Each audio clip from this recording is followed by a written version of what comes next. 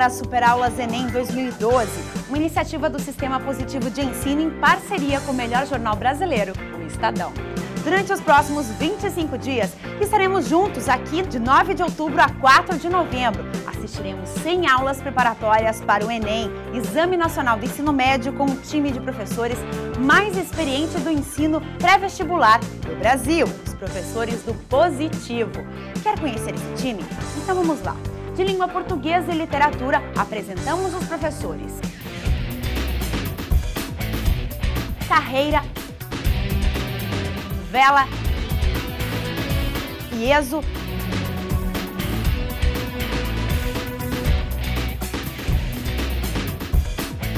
Brás, Fábio,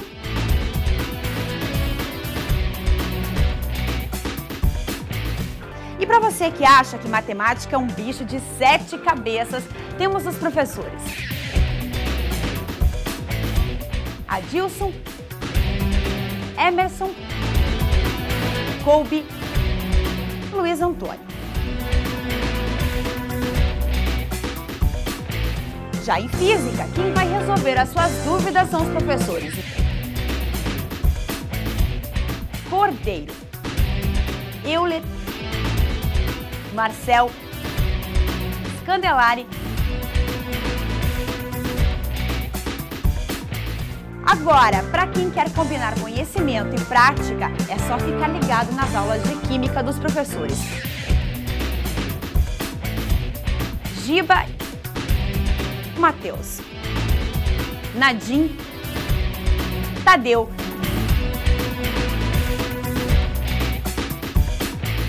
e na Biologia você vai contar com os professores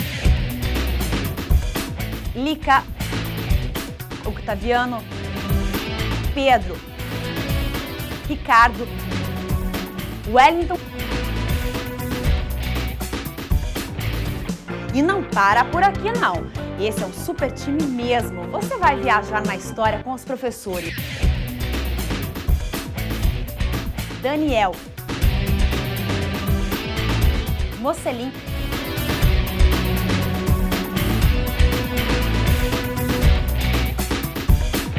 e ficar por dentro dos principais temas de geografia com os professores Alexandre e Hamilton.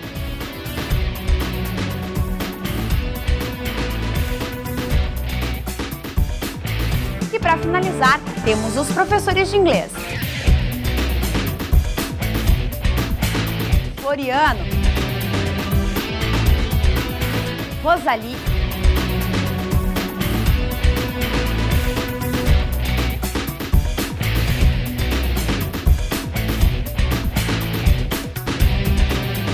e a professora Inês de espanhol.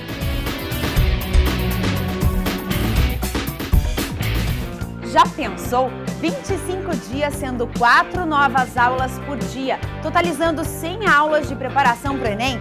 Não esquecendo que depois da prova do Enem terão 56 aulas inéditas de preparação para a FUVEST e Unicamp. Com essa super preparação, você só pode se dar bem. Vamos então parar de conversa e assistir logo a primeira aula. Vamos começar com matemática. É com você, professora Gilson.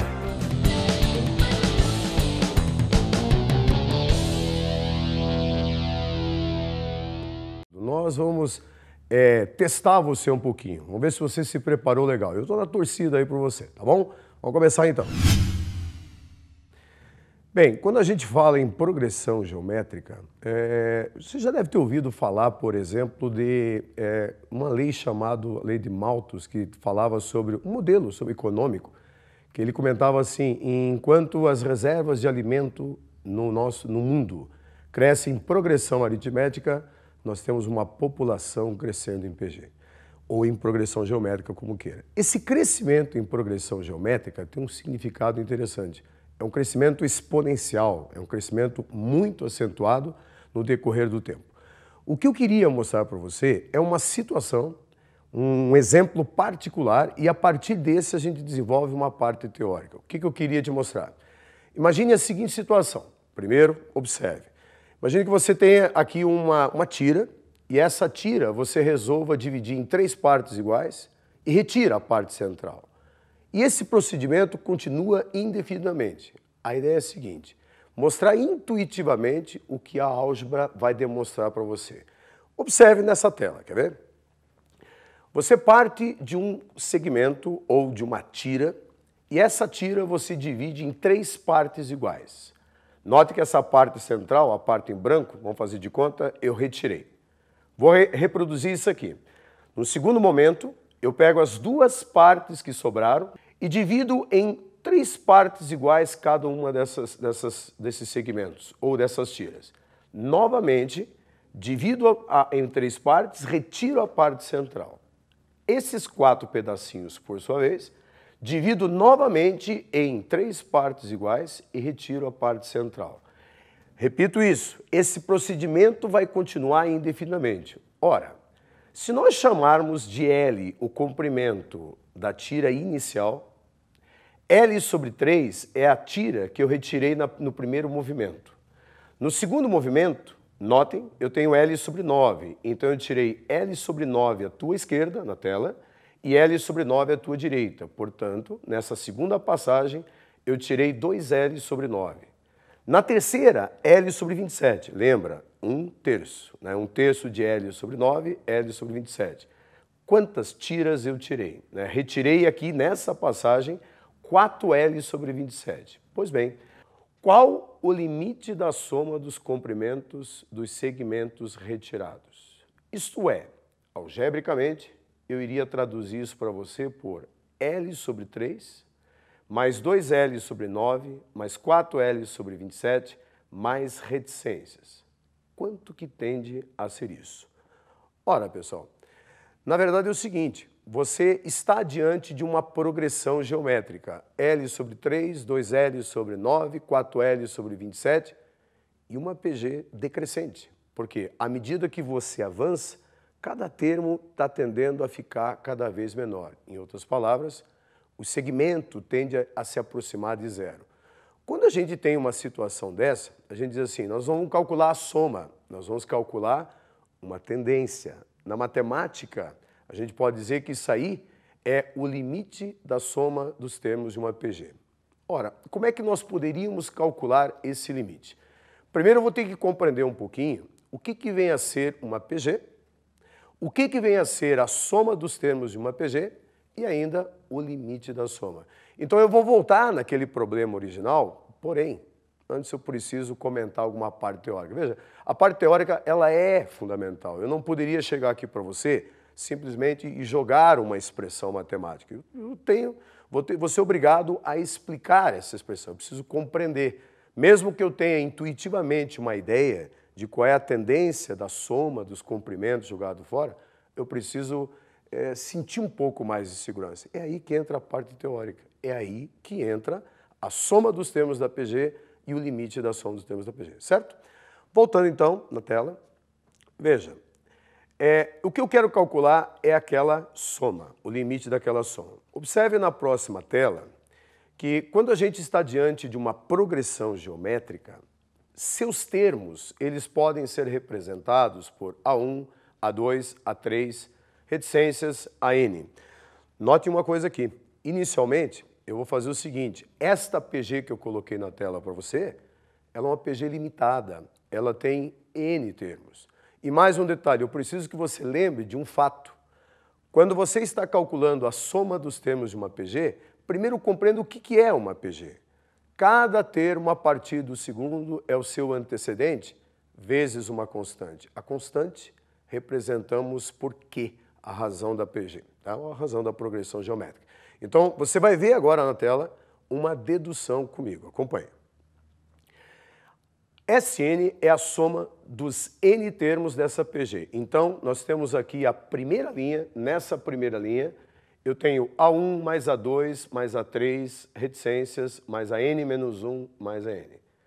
Quando a gente tem uma igualdade matemática, essa igualdade permanece verdadeira se por acaso somarmos, subtrairmos, multiplicarmos, dividirmos membro a membro por uma mesma constante. Quando a gente estiver dividindo, é claro, não podemos dividir por uma constante nula. Nesse caso, em particular, eu vou multiplicar os dois membros da igualdade pela razão da PG. Então, o primeiro membro, na terceira linha, fica a razão vezes a soma, igual. Usando a propriedade distributiva no segundo membro, ficamos com o primeiro termo vezes a razão, somado com o segundo vezes a razão, com o terceiro vezes a razão, e assim por diante, o último termo vezes a razão. Primeiro membro, reescrevemos, estamos na quarta linha. Agora, notem, quando você pega o primeiro termo de uma PG e multiplica pela razão, resulta o segundo termo. O segundo vezes a razão resulta o terceiro, que está representado aqui por A3. O A3 vezes Q resulta o A4, quarto termo da PG. O penúltimo termo dessa PG vezes a razão resulta o último. E repetimos a última expressão. Aqui é importante só lembrar o seguinte: um termo vezes a razão gera o próximo termo da PG. Essa é a definição, né? Como é que se caracteriza uma PG? Uma PG é caracterizada da seguinte maneira: um termo vezes uma constante gera o próximo termo, e assim por diante, tá? Vamos voltar. No primeiro membro você tem a razão vezes a soma dos termos. No segundo, notem o que aparece aqui. Temos o A2 mais o A3 mais o A4, reticências, mais o AN. Ora, se você pensar bem, você tem aqui no segundo membro, acima dessa chave destacada, você tem quase a soma dos termos da PG. Quase. O que está faltando? Está faltando o primeiro termo. Por isso que eu posso dizer que esse segundo membro, que está acima dessa chave, é a soma de todos os termos menos o primeiro. Certo? Mais aqui do lado o AN vezes Q. Notem como fica na próxima tela a sentença. Primeiro membro, reescrevo. O segundo membro, apareceu a soma dos N termos menos o primeiro, mais o AN vezes o Q.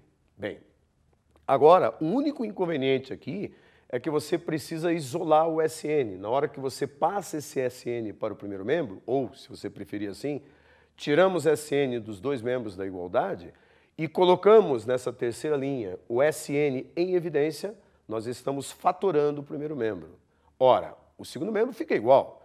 Isolando o SN, finalmente nós chegamos numa fórmula que nos permite dizer a soma dos N termos de uma PG é dado por AN, o último termo, vezes a razão, menos o primeiro, divididos pela razão, menos 1. Ora, o que permite a você essa forma? Calcular a soma dos N termos de uma PG. A única coisa que nós temos que excetuar nessa forma é que quando você tiver uma PG de razão 1, quer dizer, uma PG estacionária, que também pode ser chamada de progressão aritmética, essa fórmula não serve. Então, digamos que você tem uma progressão geométrica 7, 7, 7, 7. É uma PG. Na verdade, você não vai precisar dessa fórmula para calcular a soma dos N termos. Agora, eu convido você a observar uma outra coisa nessa relação. Se você lembrar daquele nosso problema original, nós tínhamos lá o quê? Nós tínhamos uma PG, só que não existia um último termo. Lembra que havia mais e havia reticência? Depois daquele 4L sobre 27, colocamos mais e colocamos reticência. Naquela situação, nós tínhamos infinitos termos.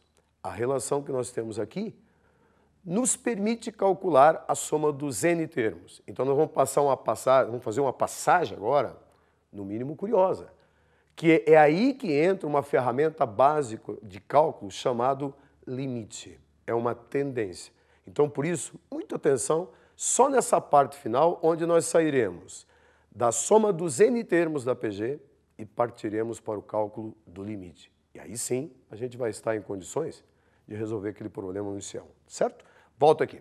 Nós vamos pegar esta fórmula que nós acabamos de deduzir, essa fórmula, SN, AN vezes Q menos A1 sobre Q menos 1.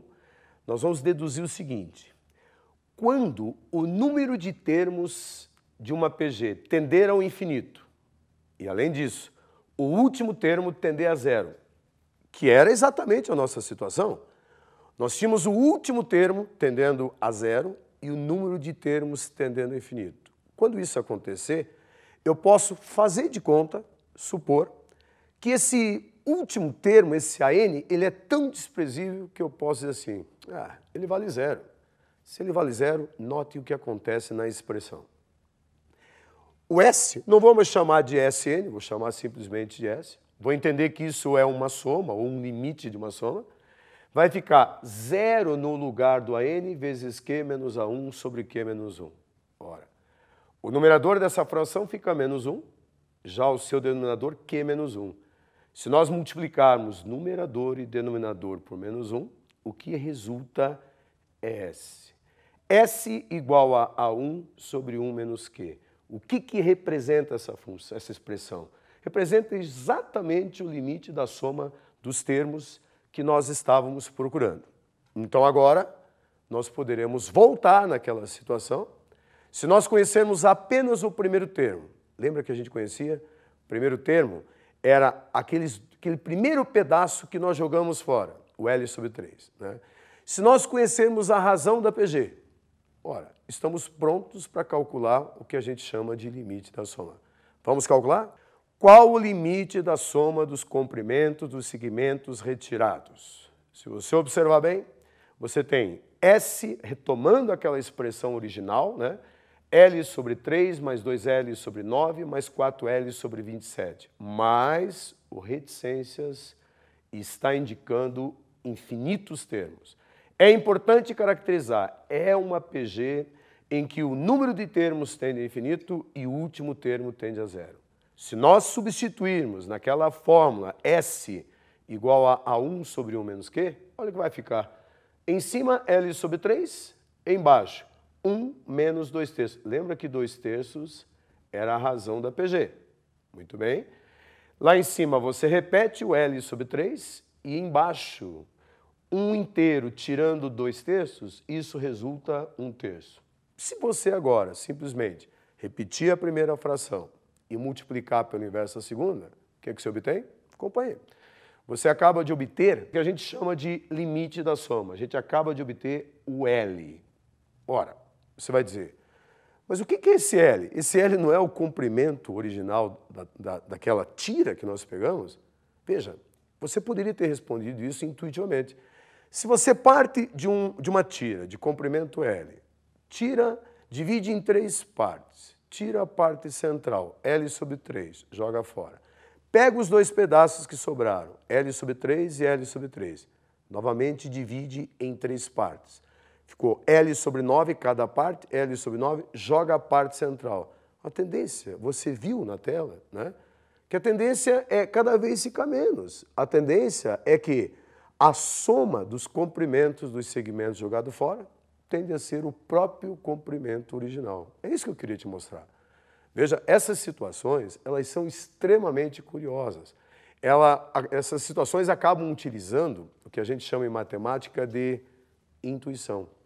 E, particularmente, existem situações como esta, ou como outras que a gente poderia comentar, principalmente aquelas voltadas à geometria, que a gente poderia associar essa intuição com a álgebra. Esta relação S igual a 1 sobre 1 menos Q é uma relação extremamente importante.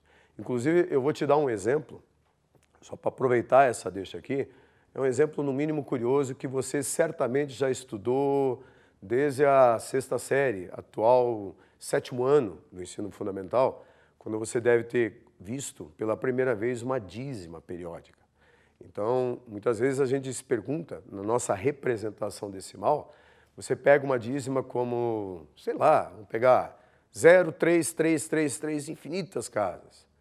Qual a fração matemática que gera essa dízima periódica? Você vai perceber que bastaria você pegar o algarismo 3, que se repete uma vez, e dividir por 9, 9. Agora, se você pegar 0,72, 72, 72, 72, infinitas casas decimais, qual a fração que vai gerar essa dízima? Eu vou te dizer, 72, a gente chama de 2 termos, os 2 termos que estão se repetindo, 72 divididos por 99. Aí você vai dizer, mas isso aí é uma setinha, é uma dica, você que se engana. Eu vou dar, nesse exemplo, vou pegar um exemplo apenas. Nesse exemplo, eu vou mostrar de 2 formas diferentes como é que você chega a essa mesma conclusão. Acho que vale a pena. Acompanhe comigo. Bom, um exemplo consiste no seguinte. Vamos obter a fração geratriz da dízima periódica. Eu vou dar, a dízima periódica nesse caso é 0,41, 41, 41. Pelo que eu te falei antes, né? 0,41, 41, 41, a fração que gera essa dízima é 41 sobre 99. Eu falei para você, olha, isso não é macetinho, isso aí na verdade é uma consequência.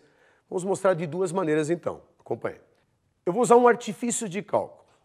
Imagine que esse 0,41, 41, 41 reticências, eu resolvo chamar de x. Ora, o meu problema aqui é eliminar a parte decimal, quer dizer, aquela parte que vem depois da vírgula. E eu consigo fazer isso, já que são dois algarismos que se repetem, fazendo essa vírgula deslocar duas casas para a direita. Mas como é que eu faço isso? Multiplico os dois lados da igualdade pelo número 100. Na hora que eu faço isso, o primeiro membro fica 100x, o segundo 41, 41, 41, 41, 41 e assim por diante. Veja, aqui que é o importante, gente. Eu consegui com esse artifício deixar as duas partes decimais das duas expressões iguais. Agora, tendo essas duas partes decimais iguais, meio caminho para fazer desaparecer, certo? Volta à tela, observe. Se eu pegar essas duas igualdades, subtrair a primeira da segunda, ou seja, faço a segunda menos a primeira membro a membro. Primeiro membro, acompanhe. 100x menos x e o segundo membro, aquele 41,4141 reticências menos o 0,41, 41, 41 assim por diante. Primeiro membro da igualdade, 100x menos x, 99x. Essa é a álgebra, né? 99x igual a 41. Ora, isolando x, eu cheguei em 41 sobre 99. Se você, por acaso, pegar uma calculadora, digitar 41, dividir por 99, é o que vai apresentar no visor da calculadora. Tá? Esse é um artifício de cálculo, no mínimo, curioso, né? Esse artifício. É claro que se tivesse uma casa decimal se repetindo, eu não teria necessidade de multiplicar por 100. Eu multiplicaria por 10. Se eu tivesse uma dízima periódica, 0,415, 415, 415, eu iria multiplicar membro a membro por 1000, para deslocar a vírgula 3 casas para a direita, deslocando, deixando o segundo membro igual ao segundo membro, naquelas igualdades que a gente tinha feito. Agora aí você vai dizer, e onde entra a PG? Dá para fazer isso de outra maneira? E é aí que eu acho interessante para a gente fechar. Eu vou mostrar isso via progressão geométrica. Acompanhe na tela. Se nós pegarmos x igual a 0,41, 41, 41 e reescrevermos, nós vamos decompor numa soma, nós vamos ficar com o segundo membro como sendo 0,41 mais 0,0041 mais 0,000041. Ora, esses números decimais que aparecem no segundo membro, cada um deles eu posso transformar numa fração decimal. O primeiro seria 41 sobre 100, duas casas decimais. O segundo, 41, divididos por 10.000. Lembre que são 4 casas depois da vírgula. O terceiro, 41 sobre 1 milhão. São 6 casas decimais depois da vírgula. Note, você está diante de uma progressão geométrica. Ora, esse 41 sobre 100, mais 41 divididos por 10.000, mais 41 divididos por 1 milhão, é uma PG. É uma PG com infinitos termos, em que o último termo tende a zero. Aí nós estamos caracterizando exatamente aquilo que nós chamávamos anteriormente de limite da soma dos termos de uma PG. Para fechar, vamos voltar naquela fórmula S igual a 1 sobre 1 menos Q e mostrar para você que também é possível obtermos, a partir daí, o limite da soma, isto é, a fração que gera aquela dízima periódica. Observe na tela. O x, então, como eu estava te falando, esse x é o A1 sobre 1 menos Q. O primeiro termo daquela sequência é o 41 sobre 100. A razão da PG, substituímos aqui embaixo, é 1/100, 1 sobre 100. Ora, aqui embaixo, 1 menos 1/100 é 99 sobre 100. Se você tiver a divisão de duas frações, você sabe como proceder, né? Você repete a primeira, multiplica pelo inverso a segunda, como consequência, você obtém 41/99. Ou seja, você acaba de obter o que a gente chama limite da soma dos termos da PG. E nesse nosso exemplo, na verdade, a fração que gera a dízima periódica. É curioso esse exemplo, né? Eu acho que esse tipo de expressão, quando você sabe, por exemplo, resolver uma mesma questão de duas maneiras diferentes, você só ganha, né? É isso que a gente está procurando. Entenda que progressão geométrica, se nós pegarmos progressão geométrica, esse caso particular do limite da soma, e relacionarmos com geometria, nós poderemos fazer excelentes descobertas. Uma descoberta, no mínimo curiosa, interessante, é a ideia dos fractais, né? Que você parte de uma figura plana e vai subdividindo, formando outras figuras. Ora, isso é no mínimo curioso. Eu só espero que, quando você estiver diante de uma situação que envolva progressão geométrica, em primeiro lugar, caracterize primeiro que você tem que ter uma PG com infinitos termos para calcular esse S. Esse S não é uma soma, é uma tendência, é o limite da soma. Bem, pessoal, espero que você tenha aproveitado bem e que durante aí essas questões que você vai resolver, você utilize bastante o que nós comentamos, né? Questão de observar bem, leia com atenção essas questões que você hoje vai acabar enfrentando e boa sorte nessas provas aí. Espero que tudo que a gente tenha visto aqui, de alguma forma, tenha sido significativo para você. Aquele abraço.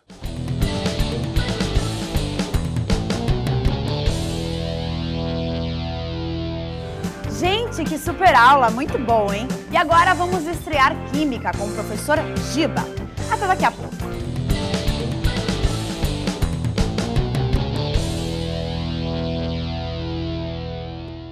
Eu vou começar falando da eletronegatividade.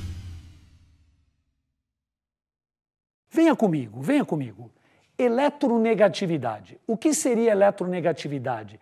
A capacidade, a tendência que o átomo tem de ganhar elétrons numa ligação. Então vamos lá. A eletronegatividade, ela aumenta no mesmo período da esquerda para a direita e numa mesma família de baixo para cima, família ou grupo. Venha comigo um pouquinho, venha comigo. O elemento mais eletronegativo de todos é o flúor. O flúor tem maior avidez por elétrons, ele puxa os elétrons. Então, de todos os elementos da tabela, o flúor é o mais eletronegativo. E quais seriam os outros também de alta eletronegatividade? Flúor, oxigênio, nitrogênio, cloro. Vamos olhar a escala que foi feita por Linus Pauling, a escala de eletronegatividade. Ele atribuiu o valor 4 ao flúor. E vamos olhar os outros? O flúor tem o valor 4, o oxigênio 3,5, o nitrogênio 3, cloro 3. Peguei alguns, estou pulando outros aí. O enxofre 2,5, o carbono 2,5, o hidrogênio, que é tão importante, 2,1, e o sódio, gente, o sódio, ele é um metal alcalino, ele quer perder elétrons, ele não está muito afim de elétrons, então a sua eletronegatividade é bem baixa. Variação de eletronegatividade, diferença de eletronegatividade. Vamos dar uma olhadinha, vou chamar de delta. Polaridade das ligações. Vamos observar as duas coisas. Eu vou chamar de ΔE a diferença de eletronegatividade e a polaridade das ligações eu vou analisar. Se você olhar aqui, ó, cloro com cloro, a variação de eletronegatividade é zero, porque os dois têm a mesma eletronegatividade, além do que corresponde ao mesmo elemento. Isso é uma ligação covalente apolar. Venha comigo, venha comigo. Por que é uma ligação apolar? Primeiro, porque é covalente. O cloro tem 7 elétrons na última camada, o outro tem 7. Pela regra ou teoria do octeto, ele quer ficar com 8. Então, eles compartilham um par de elétrons, ou seja, o par de elétrons vai servir para os dois. Se serve para os dois, é porque covale. Se covale, é uma ligação covalente. Se os dois puxam com a mesma força, é uma ligação covalente apolar. Quer dizer, não tem polo. Vamos lá, pessoal? Vamos dar sequência à tela? Venha comigo. HCl, cloreto de hidrogênio. O cloro tem eletronegatividade 3, o hidrogênio 2,1, o ΔE dá 0,9. Veja que isso é uma ligação covalente polar, porque existe uma diferença de eletronegatividade. A gente diz que a densidade eletrônica sobre o cloro é maior. Há uma deformação da nuvem eletrônica e os elétrons estão mais em cima do cloro. No caso da ligação iônica, a diferença de eletronegatividade é ainda mais acentuada. O cloro é 3, o sódio é 0,9. A diferença sobrepujou 2. é uma ligação iônica, ou seja, já arrancou os elétrons, formou o ânion cloreto e o cátion sódio. Então observe, a polaridade da ligação aumenta. Começa com covalente apolar, covalente polar e a mais polar de todas, que é iônica. Venha comigo. Quando eu falo em molécula, eu tenho ligações covalentes. A molécula é caracterizada por ligações covalentes. Porém, uma molécula pode ter mais de uma ligação covalente. Se você pegar o metano, por exemplo, CH4, o carbono faz 4 ligações covalentes. Como que eu posso analisar se a molécula toda está polar ou apolar? Venha comigo. Observe, vou pegar novamente o cloreto de hidrogênio, que em solução aquosa é chamado de ácido clorídrico. O que acontece com o cloreto de hidrogênio? O cloro é mais eletronegativo que o hidrogênio, então ele puxa o par de elétrons. Ele fica carregado negativamente e o hidrogênio positivamente. Essa é a letra delta minúscula do grego. Negativo, positivo. Criou-se um dipolo. Esse dipolo é chamado vetor momento de dipolo ou momento dipolar. Observe uma coisa, essa letra Mi do grego está puxando os elétrons para cá. Então, venha comigo.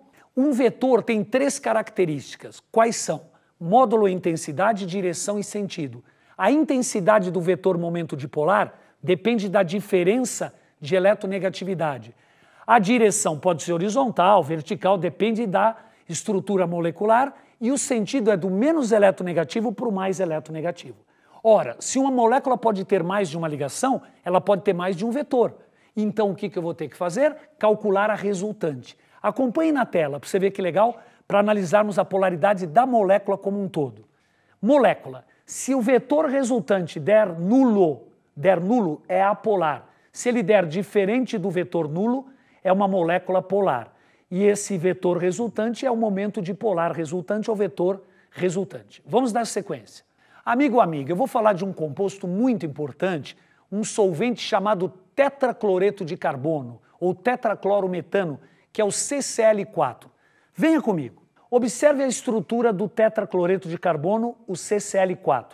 O carbono encontra-se no centro de um tetraedro e nos vértices você tem o cloro. Os 4 cloros estão ligados, cada um deles no vértice do tetraedro. Observe uma coisa.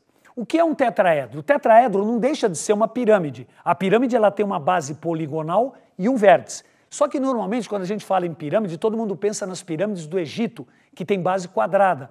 Mas o tetraedro ele tem base triangular. Com isso ele passa a ter 4 faces. Um poliedro vai ter as faces. O que quer dizer tetraedro? Ele tem 4 faces e é um tetraedro regular. As 4 faces são iguais. Então vamos acompanhar aqui. O carbono está no centro do tetraedro, sua geometria é tetraédrica no tetracloreto de carbono, né, melhor dizendo. O ângulo é 109 graus e 28 minutos. Agora veja que interessante. O cloro é mais eletronegativo que o carbono. Então ele puxa os elétrons para o seu lado, aparecerão 4 vetores. Esses 4 vetores vão se anular. Por que eles vão se anular? Por quê? Venha comigo. Eles têm a mesma intensidade e os ângulos são iguais. Então, se você tiver uma bolinha puxando com 109, 28, 109, 28, 109, 28, 109, 28, o que acontece? A bolinha não sairia do lugar. Ou seja, a resultante vai dar o vetor nulo. Então, a molécula de tetracloreto de carbono é uma molécula apolar. A resultante deu nula, ou seja, o vetor momento dipolar resultante deu vetor nulo. Beleza? Vamos comparar agora com uma das coisas mais importantes na nossa vida, né?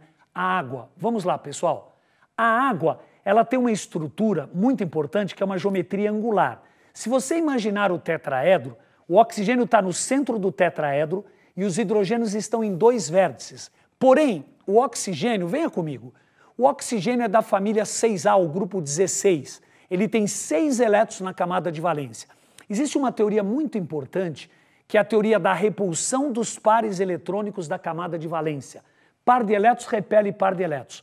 Toda vez que houver 4 pares de elétrons, eles se direcionam para os vértices de um tetraedro. Então venha comigo. O oxigênio está no centro do tetraedro, tem um hidrogênio aqui, outro aqui, e sobraram 2 pares de elétrons. Alguém me perguntaria, ô Giba, mas então a água é tetraédrica? Não, porque quem determina a geometria são os núcleos.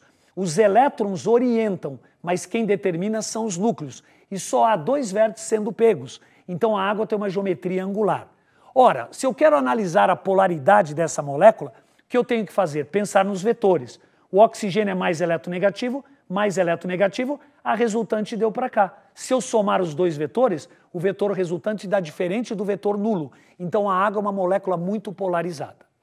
Observe o que será que acarreta esse fato da água ser muito polarizada. A solubilidade tem uma regra geral, é lógico que tem exceções, mas a regra é a seguinte: semelhante dissolve semelhante. Substância polar tende a dissolver em polar. Apolar tende a dissolver em apolar. Semelhante quanto à polaridade da substância. Beleza, pessoal? Vamos acompanhar, você vai ver que legal que é isso. Olhem só. Eu vou pegar o benzeno C6H6, e vou misturar com outro líquido que é o tetracloreto de carbono. Veja, o benzeno é apolar, o tetracloreto é apolar. Eles vão dar uma mistura homogênea, ou seja, uma fase apenas.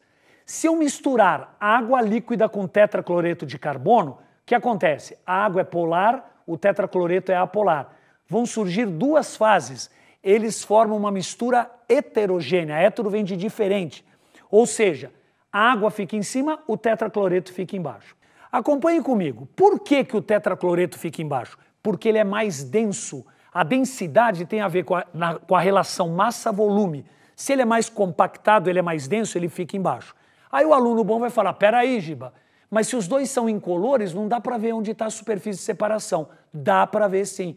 Por quê? Você consegue ver o fio que separa os dois, porque a densidade é diferente e dá para perceber essa superfície. Então, voltando à tela, aqui nós temos duas fases. A fase do tetracloreto, que é mais denso, e a fase da água líquida. Uma mistura heterogênea bifásica. Se eu tentar juntar água com benzeno, benzeno é apolar, a água é polar. Então o que acontece? Novamente, não vai haver o quê? A miscibilidade, a solubilidade. A água não vai ser solúvel no benzeno. O benzeno é menos denso que a água, ele fica em cima, a água fica embaixo por ser mais densa. Uma mistura heterogênea bifásica, duas fases. Amigo, amiga, vamos falar da solubilidade em água de quem? Do sal de cozinha e do etanol. Observe, o sal de cozinha NaCl é um composto iônico. Se ele é um composto iônico, ele é polar. E a água é polar. Então, logicamente, desde que haja uma quantidade pequena, né, tem um limite para dissolver, o que acontece? Dá para dissolver o sal de cozinha na água, porque semelhante dissolve semelhante. Agora, o etanol, ele tem, ou o álcool etílico, a cadeia carbônica é constituída de 2 carbonos e tem um OH ligado ao carbono. Esse OH tem uma grande diferença de eletronegatividade, dá uma alta polaridade. Como a cadeia carbônica, que tem um caráter apolar, é pequena, a grande influência do álcool, ele puxa para o lado do quê? Da polaridade. Então o etanol, ele é miscível em água em qualquer proporção. Beleza, pessoal? Então o etanol, ele dissolve muito bem na água. Vamos acompanhar a tela? Observe, sal de cozinha com água, polar, polar, desde que haja uma quantidade não exacerbada, porque senão pode formar um corpo de fundo, mas ele é solúvel em água. O etanol também, ele é polar, a água é polar, ele é solúvel em água, formam misturas homogêneas. Beleza? Ligações de hidrogênio, pontes de hidrogênio ou ligações de hidrogênio. São moléculas que apresentam átomo de hidrogênio ligado a flúor, oxigênio ou nitrogênio. Venha comigo. Quais são os 3 elementos mais eletronegativos, que puxam os elétrons com maior intensidade? Flúor, oxigênio, nitrogênio. Ora, se uma molécula tiver, como a água, oxigênio e hidrogênio, existe uma grande diferença de eletronegatividade. O oxigênio vai estar muito polarizado negativamente e os hidrogênios positivamente. Com isso, vai haver uma atração entre as moléculas de água, tanto no estado sólido quanto no estado líquido. Essa atração muito intensa é chamada de pontes de hidrogênio, ou melhor, ligações de hidrogênio. Agora, muito cuidado, porque essas ligações são ligações intermoleculares entre as moléculas. Então, quando eu falo ligações de hidrogênio intermoleculares, na verdade não está retratando a ligação entre 2 hidrogênios, mas entre o hidrogênio de uma molécula e um elemento muito eletronegativo da outra, que no caso da água é o oxigênio. Beleza? Vamos ver na tela, pessoal? Acompanhem comigo. A água está polarizada negativamente com o oxigênio e positivamente com os hidrogênios. A água é uma molécula muito polar. O que acontece? O oxigênio que está negativo vai ser atraído pelo hidrogênio que está positivo. Por quê? Porque o oxigênio está puxando os elétrons do hidrogênio. A hora que o hidrogênio começa a ficar sem elétrons, ele percebe a existência de 2 elétrons aqui e ele vem em busca desses elétrons. Consequentemente, as moléculas de água vão se unindo fortemente. Essas atrações que eu representei com 3 pontinhos são as ligações de hidrogênio ou pontes de hidrogênio. Pessoal, veja que coisa incrível. Você vai pular do trampolim, cai de barriga, sai com um baita vergão na barriga. Por que tudo vermelho? Porque a água, por fazer pontes de hidrogênio, a atração entre suas moléculas é tão intensa que tem uma tensão superficial muito grande e é muito difícil de romper. Tem insetos que andam sobre a água e se você cair de barriga, você vai se machucar. Beleza, pessoal? Vamos voltar um pouquinho para a tela? Você vai ver que legal. Observe. O oxigênio é do grupo 16 da tabela periódica, antiga família 6A. Grupo 16, família dos calcogênios. A eletronegatividade aumenta na mesma família de baixo para cima. Então veja, telúrio, selênio, enxofre e oxigênio, o oxigênio é o mais eletronegativo. E a massa molecular, se eu pegar os hidretos dessa família, ela vai aumentando para baixo. A água é mais leve, H2S, H2SE, H2TE está aumentando a massa molecular. Observe agora esse gráfico. Nós vamos fazer um gráfico que retrata ponto de ebulição, a temperatura que ferve e a massa molecular. Se você for analisar o H2S, H2SE, H2TE, conforme vai aumentando a massa, vai aumentando o ponto de ebulição. Concorda ou não? Está ficando mais pesado, mais difícil para ferver. A água era para estar aqui embaixo, aqui embaixo. Por que que a água está lá em cima? Por que que a água tem um ponto de ebulição tão alto? Porque a água se une, as suas moléculas, no estado líquido e estado sólido, se unem através de ligações de hidrogênio ou pontes de hidrogênio, que dificulta a ida ao estado gasoso. Beleza, pessoal? Vamos analisar um pouquinho mais. Amigo ou amiga, eu vou enfatizar agora um tópico muito importante da química e da física, que é a termoquímica.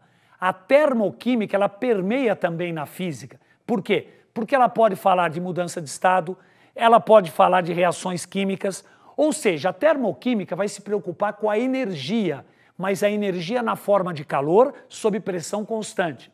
O que eu estou querendo dizer com isso? Você tem um corpo quente e um corpo frio. Quando você encosta os dois, a passagem de calor do corpo quente para o corpo frio. Essa transferência de calor vai ser estudada na termoquímica. E vai ser usada também a grandeza entalpia, que está associada à energia, mas na forma de calor. Então vamos observar a importância da termoquímica no mundo que nos cerca. Vamos lá, pessoal? Vem à tela, por favor. Observe uma coisa. A entalpia é representada pela letra H. O que se mede na prática, é muito difícil medir a entalpia. O que se mede através do calorímetro é o ΔH. Você não vai medir a entalpia, você vai medir o ΔH, o calor liberado ou absorvido, que pode ser calculado assim, final menos inicial. Veja que gráfico incrível. Eu tenho no eixo das abscissas caminho da reação. Eu tenho no eixo das ordenadas a entalpia, a energia em quilojoule. Por que caminho da reação? Porque os reagentes vão se transformando em produtos. Ora, a entalpia inicial é 2. Eu dei um valor 2 aqui para os reagentes. E a entalpia final dos produtos é 10. Se você for observar o ΔH, é final menos inicial. Como que eu calcularia? 10 menos 2, o ΔH vai dar 8. Esse processo é um processo endotérmico. Venha comigo. O que é um processo endotérmico? Endo é para dentro, exo é para fora. Então veja, processo endotérmico é aquele que ocorre com absorção de calor. Aliás, falando até da física, se você pegar um fenômeno físico, você joga éter na pele e você sente frio. Por que você sente frio? Porque o éter rouba calor da tua pele para vaporizar. E a hora que ele absorve esse calor é um processo endotérmico. Você sai do banho, você sente frio, teu corpo está molhado. Na hora que antes de você se secar, você já sente frio. Por quê? Porque a água líquida rouba calor das vizinhanças para vaporizar e você tem a sensação de frio. Beleza, pessoal? Vamos então analisar os valores. O ΔH deu mais 8. Se a energia dos produtos é maior do que a energia dos reagentes, houve uma absorção de calor. O processo é endotérmico. Esse gráfico pode ser representado de 3 maneiras. Primeira equação, ΔH mais 8. Outra maneira de escrever, o reagente estava com 2 kJ. Ele absorveu 8, chegou no 10. No valor do R é 2, no valor do P é 10. Observe a igualdade, o balanço energético. 2 mais 8, 10 é igual a 10. E aí virou matemática, né? Dá para eu pegar esse mais 8 e jogar para cá. Então vai ficar aqui 2 é igual a 10 menos 8. Essas 3 notações são usadas e o gráfico também. Você tem que ficar esperto para perceber qual delas que o simulado ou vestibular está pedindo. Vamos enfatizar agora uma reação exotérmica, o contrário. Começa em cima, termina embaixo. Aqui é o reagente, aqui é o produto e aqui é o caminho da reação. A reação se iniciou com 10 e terminou com 3. O ΔH, quanto você andou daqui até aqui? Andou 7 para baixo. O ΔH é menos 7. É uma reação exotérmica. Por exemplo, você está do lado da lareira e está com frio, aqui em Curitiba faz muito frio, você está com frio e queima a lenha. Toda reação de queima de lenha, combustões de álcool, né, de gasolina, libera calor. É um processo exotérmico. Se libera calor, você se sente aquecido. Então, as reações de combustão são reações exotérmicas. Elas liberam calor para o meio ambiente. Queima do álcool, queima da gasolina, queima do papel, queima da madeira. Vamos analisar o gráfico e as equações. Vamos lá. Se o ΔH é negativo, é um processo, uma reação exotérmica. Como que eu posso representá-la? R dando P, ΔH menos 7. Mas eu posso falar também assim, o reagente estava com 10 de energia. Quando se transformou em produto, ficou com 3. E ele liberou para o meio ambiente 7 kJ. Observe que se eu pensar em matemática, eu posso pegar esse mais 7 e jogar para cá. 10 menos 7, que dá 3, é igual a 3. Então, mais uma vez eu insisto, ou cai o gráfico ou caem as equações. Você tem que ficar esperto para discernir cada caso. Beleza, pessoal? Gás hidrogênio, que é o combustível do futuro, né? Uma curiosidade.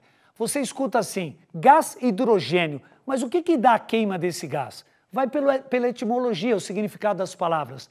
Hidrogênio, hidrogênio. Hidro lembra água, genética, formar. Então, hidrogênio significa formador de água. Beleza? A queima do hidrogênio, na verdade, o hidrogênio é um combustível limpo, porque sua queima produz água. Vamos dar uma olhadinha? Venha comigo. A queima do hidrogênio pode ser assim equacionado. O hidrogênio é o combustível, o oxigênio é o comburente e o produto da água. No estado padrão, que a gente representa por essa bolinha, o ΔH de combustão dele é menos 286 kJ por mol. Veja que essa reação é uma reação exotérmica e essa entalpia é chamada entalpia padrão de combustão. Ora, a queima do hidrogênio está liberando energia, calor para o meio ambiente. Vamos analisar como que eles podem perguntar isso em vestibular. Vamos à tela. Observe, você tem o gráfico de entalpia, aqui tem H2 mais meio de O2 dando água. Quando o coeficiente é 1, não há nem necessidade de escrever 1H2, basta deixar H2 mais meio de O2 dando água. Observe que o ΔH é negativo. Lembra que a gente comentou? Quando é uma reação exotérmica, o ΔH é negativo. Vamos lá, pessoal, olhando para a tela. Olha que exemplo legal, uma questão muito boa, não só para o simulado que vocês vão fazer, como para o Enem também. Qual o calor liberado na combustão de 20 gramas de gás hidrogênio no estado padrão? Dada a massa molar do gás hidrogênio, 2 gramas por mol. Ou 2 gramas vezes mol a menos 1. Você pode escrever gramas por mol ou grama vezes mol a menos 1. A equação que representa a combustão do gás hidrogênio no estado padrão é H2 mais meio de O2 dando água e o ΔH menos 286 kJ por mol. Então vamos lá. 1 mol, massa molar é 2 gramas. 1 mol equivale a 2 gramas. 2 gramas liberam 286 kJ. Por que eu coloquei o M entre parênteses? Porque se eu falar 1 mol, libera. 2 gramas liberam 286 kJ. Ora, eu estou querendo queimar 20 gramas. Vão liberar quanto? Um simples cálculo estequiométrico, daqui para cá multiplicou por 10, daqui para cá multiplicou por 10. Então a queima de 20 gramas de gás de hidrogênio vai liberar 2.860 kJ. Beleza, pessoal? Amiga, amigo, nós falamos da importância do gás hidrogênio como combustível. O gás hidrogênio é o combustível, o oxigênio é o comburente e o produto é a água. Beleza? Daí o nome hidrogênio. Falando um pouquinho de outros gases, como que eu posso relacionar a densidade dos gases? Por que um balão de festa junina sobe? Como funciona isso? Vamos acompanhar a tela? Eu vou falar da equação de estado dos gases perfeitos, conhecida por muitos, né, como equação de Clapeyron. Vamos à tela, pessoal? Venha comigo. PV igual a nRT. P é pressão, V volume, N é a quantidade de mols, que é a massa em gramas pela massa molar, o R é a constante universal dos gases e o T é a temperatura. Ora, densidade é massa pelo volume. Se eu tentar isolar, no lugar do N eu ponho M em sobremão, eu isolo M sobre V, eu chego na seguinte dedução. M sobre V é PM sobre RT. Então a densidade absoluta de um gás é pressão vezes a massa molar dividido pelo R por T. E o que é densidade relativa? Eu vou comparar dois gases nas mesmas condições de temperatura e pressão. Então, venha comigo. Densidade de A em relação a B é a densidade do A dividido pela densidade do B. Ora, densidade é PM sobre RT e PM sobre RT. Ou seja, a pressão é a mesma, porque estão nas mesmas condições, a temperatura e o R são iguais. O que sobrou, massa molar do A pela massa molar do B. Então, não esqueça. Densidade do A em relação ao B é massa molar do A pela massa molar do B. Observe a outra tela. Densidade de um gás X em relação ao ar seria a massa molar do X pela massa molar do ar, que seria massa molar do X por 28,9. Venha comigo. Como que o ar é 28,9? O que tem no ar? O que está em maior quantidade no ar é o nitrogênio, N2, que tem massa molar 28. Depois vem o oxigênio, que é O2, com massa molar 32. Se eu fizer uma média ponderada, a massa molar do ar deve estar entre 28 e 32, mais para o lado de 28, porque tem mais nitrogênio. O ar tem nitrogênio e oxigênio. 78% do volume do ar é nitrogênio, 21% oxigênio. A massa molar do nitrogênio é 28, do oxigênio é 32. Ora, se eu fizer uma média ponderada, ela está dando mais próxima do 28, e a massa molar do ar é 28,9. Então, se você quiser calcular a densidade de um gás X em relação ao ar, é só pegar a massa molar do X e dividir por 28,9. Pessoal, vamos dar dois exemplos, que nós falamos de densidade relativa e em relação ao ar, que não deixa de ser uma densidade relativa. Vamos lá? Densidade do gás carbônico em relação ao hélio. É só pegar a massa molar do CO2, que é 44, e dividir por 4, que é do hélio. Isso vai dar 11. Densidade relativa não tem unidade, você está comparando as duas. Densidade do CO2 em relação ao ar é a massa molar do CO2, 44, dividido por 28,9, que é a massa molar do ar, que dá 1,52. Beleza? Observe uma coisa, você tem um balão, aqui é um poste, tem amarradinho, balão de hélio, balão de hidrogênio, balão de CO2. A massa molar do hidrogênio é 2. Veja que ele é mais leve que o ar, então o balão de hidrogênio sobe. O hélio, a massa molar dele é 4, ele é mais leve que o ar, então ele sobe. O CO2 é 44, é mais pesado que o ar, ele desce. O aluno bom vai falar o seguinte, peraí, Giba, o balão sobe porque ele é mais leve que o ar ou o balão sobe porque ele é menos denso? Ora, gente, a relação das densidades é a relação das massas molares. Então você pode falar que o balão sobe porque é mais leve que o ar, sua massa molar é menor que 28,9, ou o balão sobe por quê? Porque ele é menos denso. Beleza? Então olha que interessante. Se você analisar aqui, o que dá para concluir? Que o hélio sobe, o hidrogênio sobe e o CO2 desce. Aí vem a grande pergunta para nós fecharmos esse assunto. Mas, ô Giba, e o balão de festa junina não tem uma tocha lá dentro? Tem. A hora que você acende a tocha, você esquenta o ar dentro do balão. A hora que o ar fica quente, o que acontece? Ele expande, diminui a densidade, ele sobe. A hora que apaga a tocha, o ar esfria e desce. Por isso que o ar quente sobe. Venha comigo, observe que interessante isso. A fórmula da densidade é PM sobre RT. Então a densidade, no caso do balão, PMR. P é a pressão, que é constante. Balão de festa junina. M é a massa molar do ar, que é 28,9. E o R é uma constante. esse tripé aqui é constante. Ora, se você acende a tocha, você aumenta a temperatura. Aumentando a temperatura, o resto está constante, a densidade diminui. Vamos concluir então? Quando você aumenta a temperatura no balão de festa junina, você diminui a densidade e o balão sobe. Beleza, pessoal? Muito sucesso na busca da sua vocação, porque a vocação é a felicidade de exercer o ofício da paixão, o ofício da paixão. E acredite na sua vocação, ela é o sentido da tua vida. Um grande abraço no coração de todos vocês, do professor Giba de Química. Tchau, pessoal!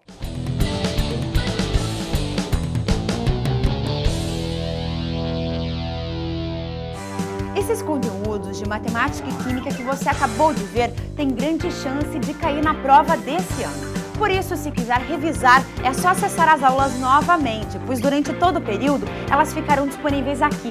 E a cada dia, 4 aulas estarão disponíveis sempre a partir das 9 da manhã. Agora nós vamos para um rápido intervalo.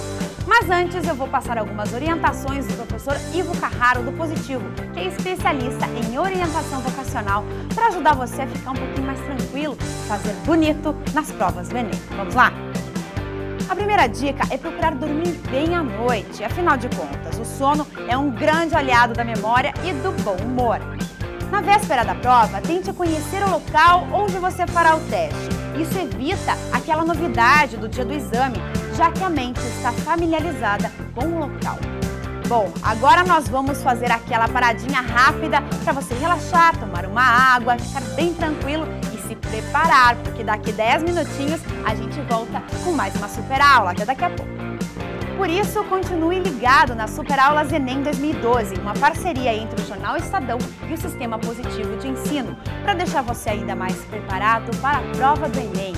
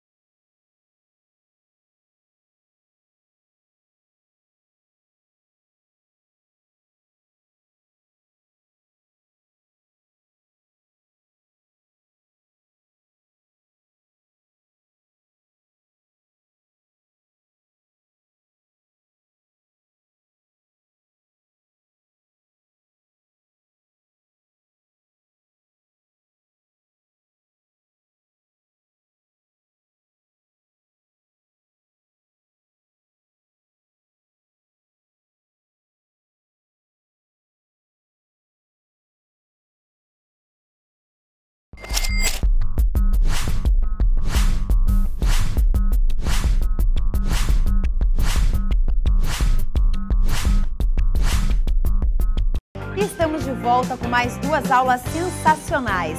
Dessa vez vamos chamar o professor Pedro de Biologia. Ele vai falar de biologia molecular. Fique ligado!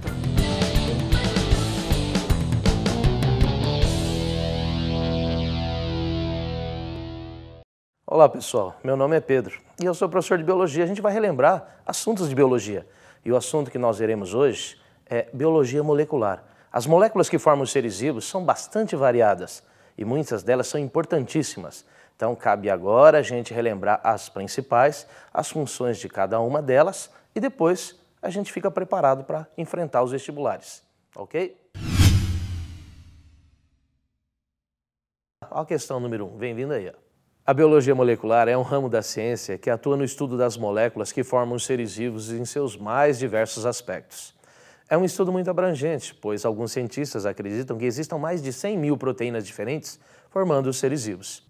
Analise as informações. Dê uma olhada no gráfico que está sendo oferecido logo abaixo, porque aí estão as informações para poder resolver depois as questões que nós vamos apresentar. Agora dá uma olhada.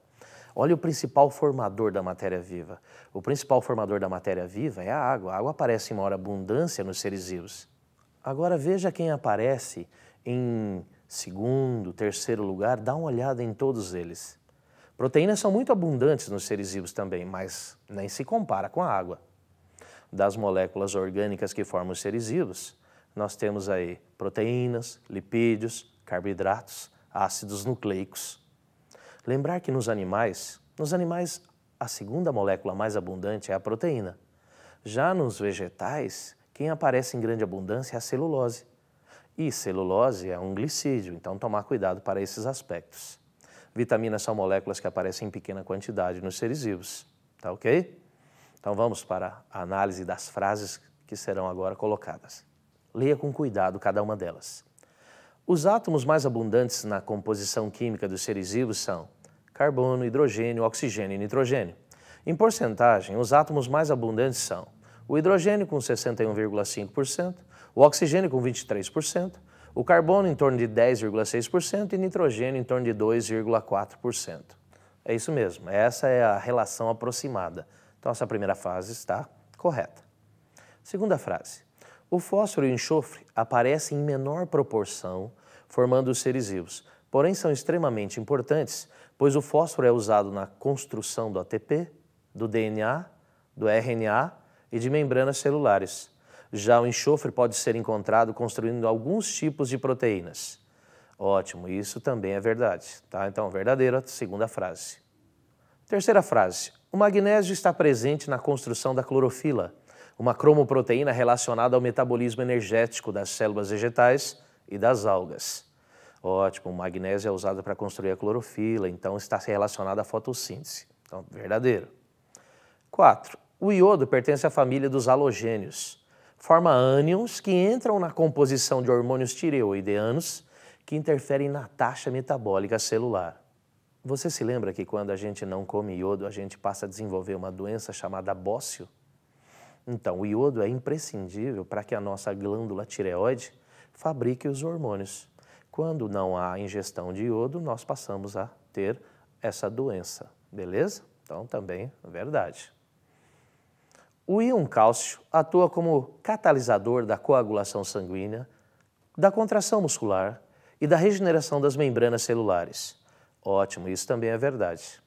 Além de construir cascas de ovos, dentes, carapaças, eles também fornecem íons cálcio para serem catalisadores de reações importantíssimas.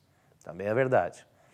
A próxima diz o seguinte, o íon potássio, o íon sódio e o potássio são íons relacionados à condução de impulsos nervosos nas membranas celulares. A ingestão excessiva do íon sódio provoca hipertensão arterial, podendo levar a casos de acidentes vasculares. Você se lembra que a gente não pode exagerar na quantidade de sal? O sal deixa o nosso sangue muito concentrado e isso faz com que a água entre no sangue e o volume do sangue aumente muito, forçando as paredes dos vasos, o que pode provocar o rompimento de vasos. Então, também é verdade. Sétima frase. As moléculas orgânicas formadoras dos seres vivos são bastante variadas. Entre elas encontramos a insulina, que é uma proteína com função hormonal, a heparina, que é um polissacarídeo anticoagulante, a celulase, que é uma enzima proteica, o estrógeno, que é um lipídio esteroide, e o DNA e o RNA, que são polinucleotídeos de função hereditária. Ótimo, beleza, está tudo correto também, então, verdadeiro. Oitava frase. As macromoléculas formadoras dos seres vivos são representadas por proteínas, polissacarídeos e ácidos nucleicos. Os ácidos nucleicos são os biopolímeros construídos por milhões de nucleotídeos, estando presentes em seres celulares e acelulares. Pessoal, você se lembra que os acelulares são os vírus? O vírus também tem DNA ou RNA, lembra disso? Tá? Então essa frase também está correta. Nona frase. Os hormônios animais podem ser lipídios, como é o caso do estrógeno e progesterona, cortisona e testosterona, ou ainda eles podem ser proteínas, como é o caso de insulina, como é o caso do glucagon, como é o caso do GH, que é o hormônio de crescimento, como é o caso da prolactina, ou ainda eles podem ser glicoproteínas, como é o caso do FSH e do LH e da aldosterona. Pessoal, aldosterona, esteroide é lipídio, portanto está errado, tá? Beleza? Então essa nona questão, falsa. 10ª frase. As vitaminas representam menos de 1% do corpo humano e pertencem a grupos químicos bastante variados. A vitamina C é um ácido relacionado à proteção das mucosas e da gengiva, pois evita uma doença chamada escorbuto. Você se lembra que a vitamina C é o ácido ascórbico? O ácido ascórbico combate o escorbuto, evita escorbuto, certo? Beleza? Então, verdadeiro. 11. As vitaminas são moléculas orgânicas de pequeno peso molecular. Agem em pequenas doses, sem qualquer valor energético, sendo transportadas através de mecanismos como difusão simples, difusão facilitada e transporte ativo. Pessoal, vitamina não dá energia para ninguém.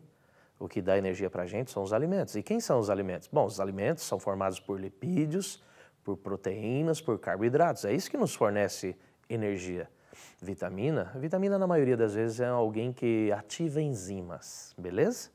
Então, pessoal, a 11 é verdadeira, tá ok? Vamos para a 12 agora. O excesso de vitaminas no corpo humano pode ser eliminado através do suor, da urina e das fezes. Bom, isso também é verdade, pessoal, pode marcar aí. 13. A glicose é um monossacarídeo fornecedor de energia para os animais e produzida na fotossíntese, sendo quebrada no interior das mitocôndrias durante a respiração celular. Pessoal, que glicose é fabricada na fotossíntese, nós sabemos, mas glicose entra na mitocôndria? A glicose é quebrada no hialoplasma, portanto, a 13 é falsa. Ela é quebrada durante a glicólise, ela não entra na mitocôndria. Vamos para a 14? 14. A quitina é um polissacarídeo formador da parede celular dos fungos e também do exoesqueleto dos artrópodos, como a casquinha do camarão e do besouro.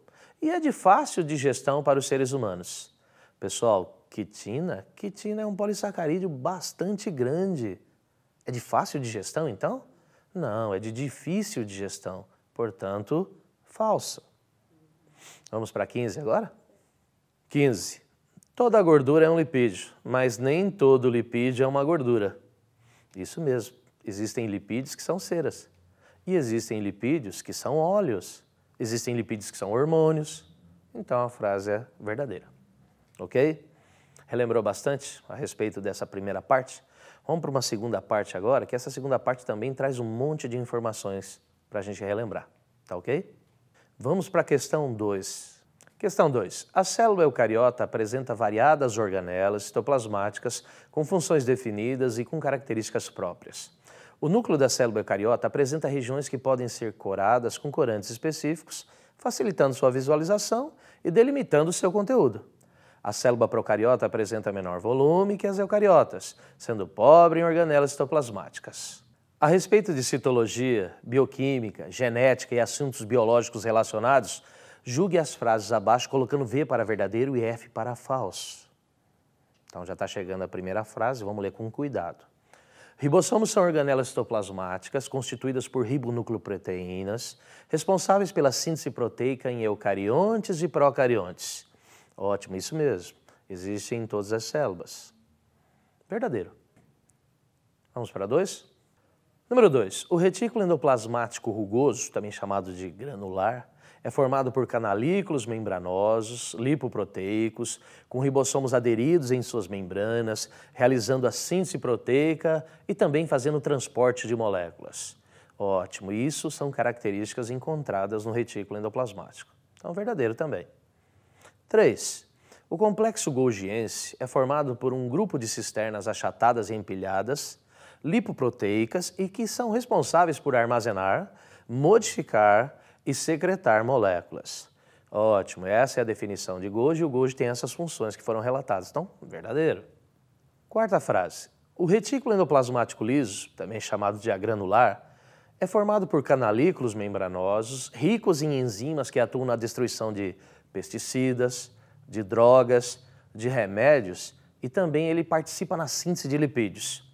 Pessoal, o retículo liso é o cara que desintoxica a gente. Lembra disso? Por quê? Porque ele tem enzimas que quebram moléculas. Portanto, verdadeiro. 5ª frase. Lisossomos são vesículas membranosas, repletas de enzimas hidrolisantes, que atuam em pH ácido e são responsáveis pela digestão intracelular de partículas endógenas ou exógenas. Você lembra do nome? Liso, vem de lise, significa quebra. Lisossomo é alguém que faz quebra, faz digestão de partículas. Ele quebra partículas que vêm de fora da célula, mas também quebra partículas que estão dentro da célula. Então ele faz digestão intracelular de partículas que vêm de fora e de partículas que são da própria célula. Portanto, verdadeiro. Vamos para a 6ª agora? 6ª frase. Peroxissomos são vesículas membranosas que carregam enzimas peroxidases, portanto oxidantes, atuam na destruição do peróxido de hidrogênio, molécula que provoca intoxicação celular. O nome dele é peroxissomo, carrega enzima oxidante. E uma das enzimas que ele tem chama-se catalase, que quebra o peróxido de hidrogênio.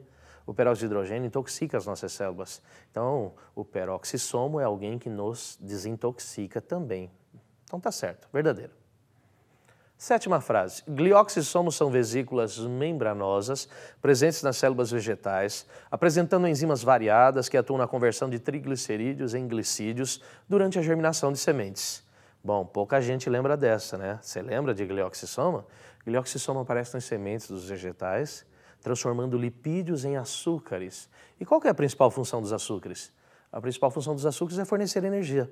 Sementes que estão germinando apresentam esse tipo de reações. Convertem óleos e lipídios em açúcares para a produção de energia para sustentar o crescimento do novo ser vivo, da nova planta. Tá ok? Então, verdadeiro. Vamos para a 8ª? 8ª frase. Os centríolos pertencem a uma região da célula denominada centro celular, sendo responsáveis por organização de cílios, flagelos, as fibras do fuso, estando presentes em todos os eucariontes e procariontes. Percebeu o finalzinho da frase? O finalzinho da frase diz o seguinte, que está presente em eucarionte e procarionte? Não, está errado. Quem tem centríolos são os eucariontes. E dentre os eucariontes, cuidado, ele não aparece nos vegetais mais evoluídos, que são gimnospermas e angiospermas. Então, cuidado, vírus, procariontes, gimnospermas e angiospermas não podem ter centríolo, tá ok? Beleza? Então, falso. Vamos para a 9 agora. 9. As mitocôndrias se autoduplicam por condriocinese, apresentam DNA circular semelhante ao das bactérias, carregando genes responsáveis pela produção de moléculas formadoras de novas mitocôndrias. Olha, você se lembra que mitocôndria pode ter sido uma bactéria no passado? E você se lembra por que os cientistas acham isso? Bom, eles acham por quê? Porque tem DNA próprio, um DNA circular, muito parecido com o plasmídio das bactérias, e porque tem ribossomos muito parecidos com das bactérias, e também porque eles fazem autoduplicação, se dividem, como as bactérias se dividem, por divisão binária, lembra-se, ciparidade? Só que nas mitocôndrias nós chamamos isso de condriocinese, beleza? Então, verdadeiro. Vamos para a 10ª. A mitocôndria participa da respiração celular aeróbia, realizando as etapas de glicólise, ciclo de Krebs e cadeia respiratória. Pessoal, tem erro aí, já percebeu? Qual que é o erro? Glicólise não é dentro da mitocôndria, glicólise é lá no hialoplasma, portanto, falsa, tá ok? 11ª frase. A respiração celular aeróbia é a quebra completa da glicose, produzindo resíduos de CO2 e água. Pessoal, você percebeu? respiração, quebra da glicose, produção de CO2 e água, isso é durante a formação de ATP. Então, isso ocorre dentro das células para liberar energia para a construção de ATPs. E isso ocorre, portanto, verdadeiro. Tá ok? 12ª frase. A fermentação consiste na quebra da glicose e produção de um álcool ou de um ácido em condições de anaerobiose. Esse processo é a quebra incompleta da glicose, sobrando os resíduos energéticos. Você se lembra quais eram os resíduos energéticos? Ou era um álcool, etanol, lembra? Ou era um ácido, podia ser ácido lático, podia ser ácido acético, lembra disso? Beleza? Sobram resíduos energéticos, portanto, verdadeiro. 13ª frase. Cloroplastos carregam clorofilas em lamelas e tilacoides. A um conjunto de tilacoides dá-se o nome de grano. E o plural de grano é grana. Isso, ótimo, é assim mesmo. Por quê? Porque granum é uma palavra latina no singular. E grana é o plural de grano. Beleza? Então, verdadeiro. 14ª frase. Leucoplastos são organelas armazenadoras de substâncias de reserva, como amiloplastos, armazenam amido, lipoplastos, armazenam lipídios, e proteoplastos, armazenam proteínas. Lembra deles? Os plastos esbranquiçados, eles são armazenadores, portanto, verdadeiro. 15ª frase. Cloroplastos e mitocôndrias podem ter sido células procariotas, semelhantes às bactérias, pois possuem DNA em forma de anel, ribossomos pequenos e realizam autoduplicação, características encontradas nas bactérias. Pessoal, você se lembra de hipótese endossimbiótica? Você se lembra que alguns cientistas acham que, num passado distante, células primitivas, procariotas, podem ter se associado com cloroplastos e com mitocôndrias, e essa associação foi benéfica e nunca mais os caras se separaram? Uma hipótese que é conhecida com o nome de hipótese endossimbiótica. Lembra daquilo? Lembra? Agora, por que eles acham que cloroplastos e mitocôndrias podem ter sido bactérias? Por quê? Primeiro, porque cloroplasto, mitocôndria, tem um DNA em forma de anel muito parecido com o das bactérias. Segundo, porque os ribossomos que estão dentro de cloroplasto e dentro das mitocôndrias são ribossomos pequenos encontrados também nas bactérias, tá? E além disso, as mitocôndrias fazem autoduplicação, o cloroplasto também faz autoduplicação. Eles se dividem de maneira muito semelhante ao das bactérias. Então, os cientistas suspeitam que isso possa ser alguma coisa plausível, tá ok? Então, verdadeiro. Tá ok? Você percebeu? Nós fizemos 30 frases, 30 conteúdos relembrados. Agora, por que isso? Ora, porque isso pode ser cobrado. Então, o que você vai fazer agora? Você está se preparando para fazer uma prova, vem vindo uma provinha agora, você vá com calma, leia com atenção, tá? Cada frase das questões, porque pode ser que você, durante as resoluções das questões, precise dessas frases que nós relembramos. Tá ok? Boa sorte na prova, tenha calma, faça com cuidado. Boa sorte.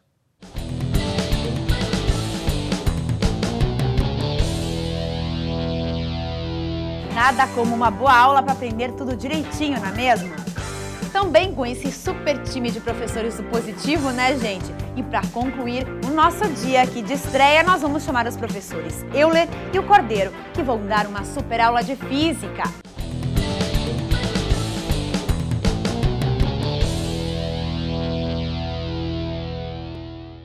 E aí, moçada, beleza? Eu sou o professor Euler. E eu sou o professor Cordeiro e hoje vamos revisar com vocês alguns tópicos da física. Reservamos para essa aula basicamente duas coisas. A primeira, a relação entre força e movimento. E a segunda, usinas geradoras de eletricidade.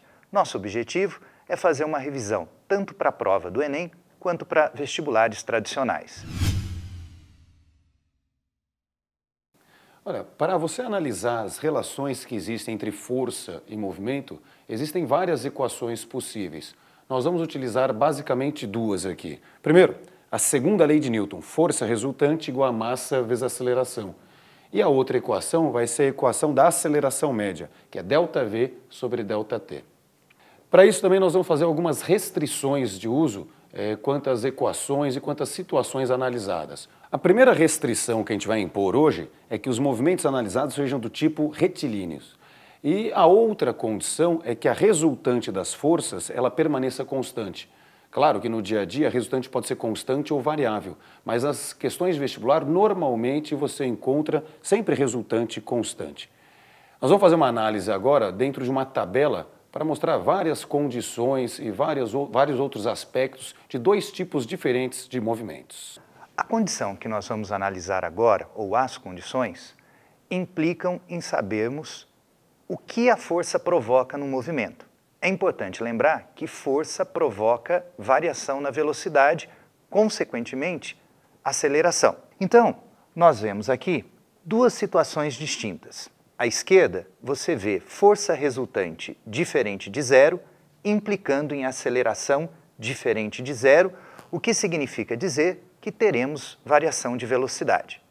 À direita, você vê força resultante igual a zero, implicando em aceleração também igual a zero, o que significa não existir variação de velocidade.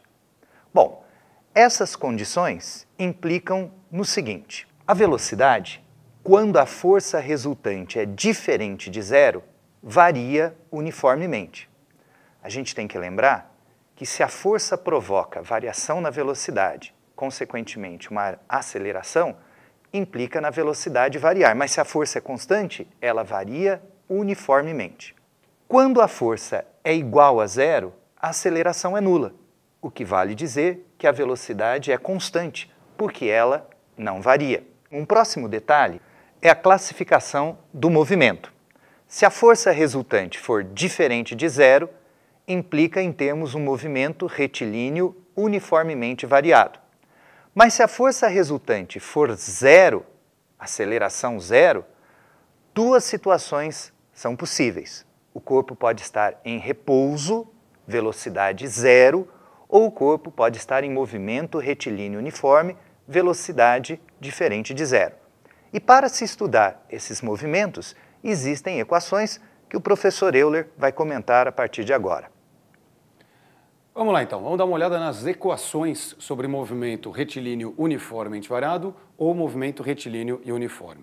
Para o movimento uniformemente variado, a equação do espaço em função do tempo fica essa aqui, ó, S igual a S0 mais V0 vezes T, a aceleração sobre 2 e o tempo ao quadrado. Já se o movimento é do tipo uniforme, a equação do espaço versus tempo é S igual a S0 e mais VT. Para o movimento uniformemente variado, a equação é V igual a V0 mais AT. Já se você tem resultante nula, consequentemente aceleração nula, aí você pode ter duas situações. Ou a velocidade é constante, mas igual a zero, quando o corpo permanece em repouso, ou a velocidade é constante, mas diferente de zero, o que caracteriza o movimento retilíneo e uniforme.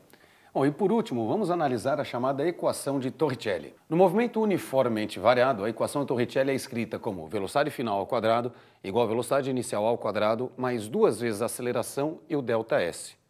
Aí você pergunta, e essa equação Torricelli pode ser usada no movimento uniforme? Olha, por mais que a gente não costume utilizar, se você pensar no movimento uniforme, a aceleração escalar vale zero. Com isso, na equação Torricelli, aquele último termo 2A ΔS se anula. E sobraria apenas velocidade final ao quadrado igual a velocidade inicial ao quadrado. O que significa dizer que a velocidade final e a inicial são iguais, ou seja, a velocidade permaneceu constante, o que caracteriza realmente o movimento do tipo uniforme. Muito bem, com base nisso tudo que nós vimos, agora vamos ver algumas perguntas que utilizarão desses conhecimentos. E a primeira é a seguinte: para existir movimento, é preciso a atuação de uma força? Para responder, em primeiro lugar, nós temos que lembrar que força provoca variação na velocidade. E para isso, eu vou utilizar um pouquinho o professor Euler agora. Professor Euler, por favor, vem aqui. Se eu tomar o corpo do professor Euler como referência e eu aplicar uma força empurrando o corpo dele, essa força vai provocar variação na velocidade. Se essa força atuar na mesma direção do movimento, a velocidade aumenta. Mas, se a força atuar no sentido contrário, imagine que o professor Euler venha na minha direção e eu aplico uma força contrária ao movimento. Essa força vai provocar diminuição da velocidade. Mas, se o professor Euler estiver em movimento, por favor, professor Euler, movimente-se, e eu não aplicar forças no corpo dele, eu não terei o agente que ajuda o movimento, nem o que atrapalha o movimento. Se não tiver força, a velocidade não muda e ele permanece num movimento retilíneo e uniforme. O que vale dizer que se eu não tiver força, o corpo pode estar em movimento, só que a velocidade não vai variar. E agora, uma segunda pergunta. Se a força resultante for constante, a velocidade também será constante, professor Euler? Olha, pela segunda lei de Newton, se a força resultante é constante, a aceleração escalar, já que o movimento que a gente está analisando é um movimento do tipo retilíneo, a aceleração escalar também permanece constante. Ora, se você tem uma aceleração escalar constante, o movimento é uniformemente variado. A palavra variado aí é para indicar que a velocidade varia. Consequentemente, se você tem uma resultante que permanece constante, a aceleração é constante, a velocidade é variável, não permanece constante, como foi sugerido na pergunta. Pergunta número 3. Admita que um corpo esteja sujeito à ação de apenas uma força. Se essa força deixar de existir, obrigatoriamente o corpo irá parar? Olha, se a força deixar de existir, deixa de existir o agente que provoca variações, o que significa que cessam as variações. Logo, a velocidade permanece constante. O corpo não vai parar, ele vai manter a sua velocidade. São perguntas bem frequentes em vestibulares, é importante ter isso bem claro na sua cabeça. Próxima pergunta. Admita um objeto no vácuo. Se este objeto for lançado verticalmente para cima, obrigatoriamente ele continuará subindo indefinidamente? Olha, essa é uma confusão bastante comum. Quando a gente fala que um objeto é lançado, é abandonado no vácuo alguma coisa, muitas pessoas imaginam que por estar no vácuo, naquele local ocorre completa ausência de gravidade. E não tem nenhuma relação uma coisa com a outra. Pega como exemplo a Lua. Lá na Lua, você não tem atmosfera, você estaria no vácuo e os corpos vão cair, vão subir, sujeitos à ação da força-peso, sujeitos a uma aceleração da gravidade. Então, se você pegar um objeto qualquer, lançar esse objeto para cima, mesmo que seja no vácuo, esse objeto ele não sobe indefinidamente, não. Sujeito à ação da gravidade, ele vai retornar, obviamente, voltando ao ponto de partida, voltando ao solo. E agora, nós vamos falar um pouquinho sobre física moderna, mas bem pouquinho. É um assunto que tem aparecido nos vestibulares, mas em pequena escala. Porém, esse tema ajuda a entender algumas coisas que aparecem com relativa frequência. Por isso, nós vamos agora pedir para o professor Euler comentar um pouquinho sobre a equação mais famosa do Albert Einstein. E igual a mc². É muito comum uma confusão em relação a essa equação. Tem aluno que acredita que essa equação diga o seguinte: quando uma certa massa m atinge a velocidade da luz ao quadrado, então essa massa se transforma em energia. E é lógico que essa interpretação é absurda. Adotando como limite a velocidade da luz, jamais um corpo teria a velocidade da luz ao quadrado, que seria um valor assombroso. O que essa equação diz é o seguinte, que toda massa, ela possui, ou melhor, a massa de um corpo, ela seria como uma espécie de energia cristalizada. Dependendo dos processos que ocorrem, essa energia pode ser liberada, sendo que o fator de conversão entre massa e energia, esse fator numérico é a velocidade da luz elevada ao quadrado. Bom, para fazer um comentário a respeito disso, o Cordeiro vai falar sobre dois processos bem conhecidos, fissão e fusão nuclear. A fissão nuclear é um processo em que átomos de massas maiores se dividem formando átomos de massas menores. Mas um detalhe importante é que a massa do átomo original é maior do que a soma das massas dos produtos dessa reação. E a diferença de massa é justamente a energia que se obtém através desse processo. Na equação do Einstein, E igual a mc² nos mostra que a diferença de massa é justamente a energia que foi gerada nesse processo. No processo de fusão, ocorre ao contrário. Átomos menores se juntam formando átomos de massas maiores. E, novamente, a massa dos reagentes é maior do que a massa dos produtos. E a diferença de massa é justamente o que se transforma em energia. Agora, por que estamos falando isso? Justamente porque esses processos é que vão dar a base para a construção de usinas que vão gerar energia. Hoje, nós dominamos o processo da fissão, que é a base para se compreender usinas nucleares. Olha, o que dá para reparar ali é que existe um reservatório com água onde ficam imersas algumas pilhas nucleares. Nessas pilhas, a gente vai ter o chamado processo de fissão nuclear. Com esse processo, libera-se uma grande quantidade de energia e, com isso, aquece aquela água. Essa água, então, vaporiza. Esse vapor é conduzido até as turbinas, onde ele movimenta essas turbinas. Com essa movimentação, essa energia mecânica se transforma em energia do tipo elétrica ali no gerador. A água que estava vaporizada ela é recolhida, passa por um condensador, onde ela é novamente resfriada para que o ciclo possa recomeçar. Então esse é o funcionamento básico de uma usina do tipo nuclear. Nas usinas geradoras de eletricidade ou de energia elétrica, você basicamente sempre tem o mesmo tipo de funcionamento. Você tem algo movimentando turbinas.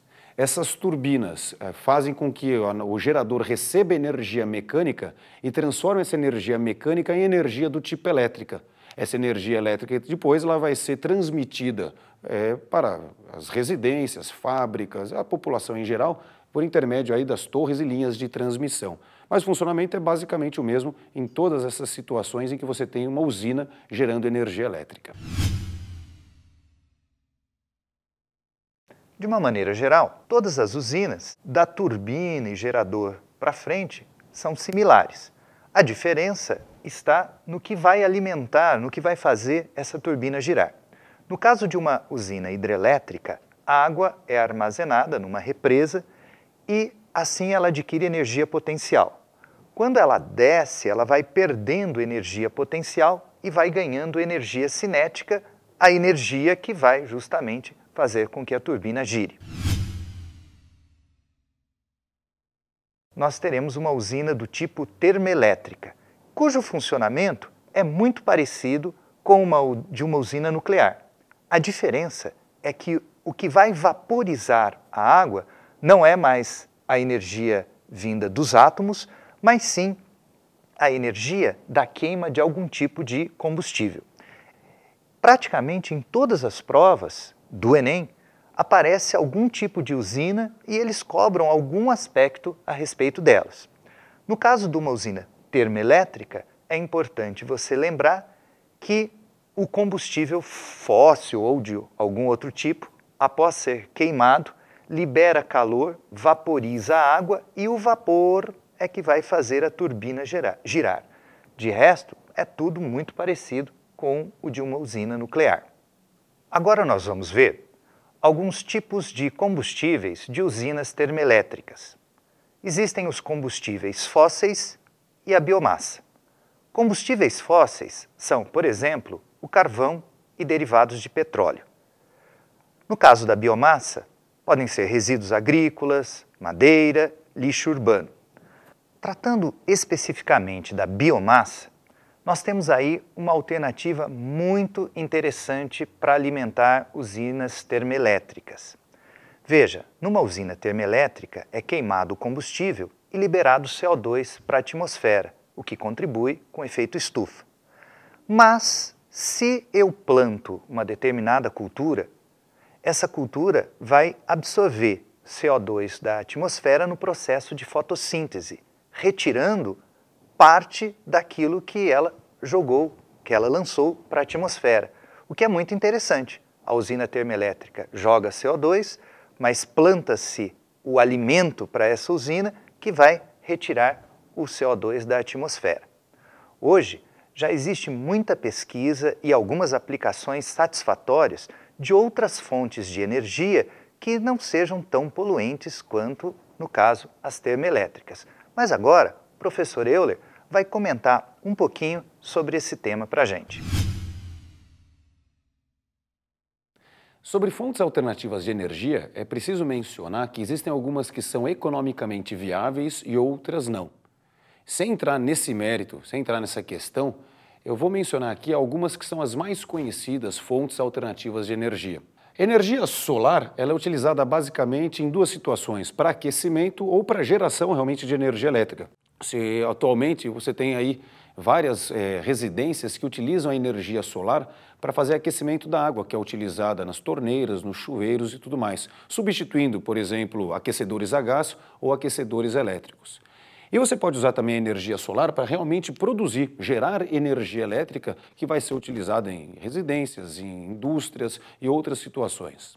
Outra fonte alternativa de energia é a energia proveniente dos ventos, a energia que a gente costuma chamar de energia eólica, que hoje já tem uma aplicação bastante grande. Pega, por exemplo, o Nordeste do Brasil, que tem um potencial muito grande de ventos, é uma região em que isso pode ser muito bem aproveitado. Além disso, tem também o que a gente chama de energia das marés, a energia aqui do tipo oceânica. Você pode usar não só com as marés, mas também a energia proveniente das ondas que você tem no mar. E nós vamos comentar um pouquinho melhor daqui a pouco, quando o Cordeiro for mostrar para vocês essa diferença. Eu queria dar uma analisada com vocês em duas fotografias aqui, ó. Essa fotografia, ela mostra aqui para a gente o que a gente chama de painel solar, que é constituído das chamadas células fotovoltaicas. Nesses painéis, a energia solar é captada e aí ela já é transformada em energia do tipo elétrica. Já na próxima imagem, a gente tem aqui os chamados aerogeradores. Eles são muito parecidos com o que antigamente eram os moinhos de vento, Eles captam, através da movimentação do ar, a energia cinética dos ventos. Com isso, você acaba tendo algumas turbinas que são movimentadas e o nosso gerador instalado ali junto do aerogerador, ele recebe energia cinética, transforma em energia elétrica. Em seguida, o Cordeiro vai explicar para vocês como é que funcionam as usinas que trabalham com energia oceânica, seja devido às marés ou devido às ondas. Vamos lá. Você vê aqui um modelo que mostra como é possível aproveitar a energia das ondas, do vai e vem das ondas. Nesse desenho da esquerda, você tem aqui uma espécie de tubulação onde a onda entra quando vem em direção à praia. Quando ela entra nessa tubulação, ela empurra o ar e o ar passa através de turbinas que vão alimentar os geradores de energia. Mas o legal, o interessante desse tipo de usina é que ela aproveita quando a onda vem e aproveita também a energia quando a onda volta.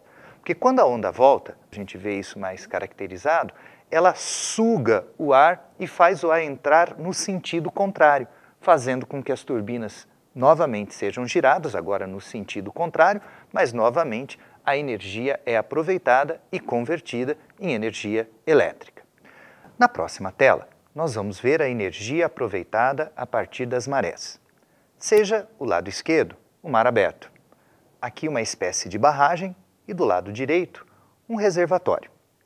Quando a maré sobe, o reservatório, ainda vazio, começa a receber água a partir de um ducto.